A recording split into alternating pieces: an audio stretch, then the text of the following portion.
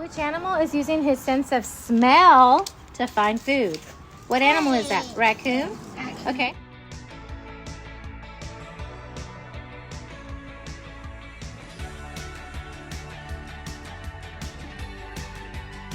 So I'm going to leave it right there.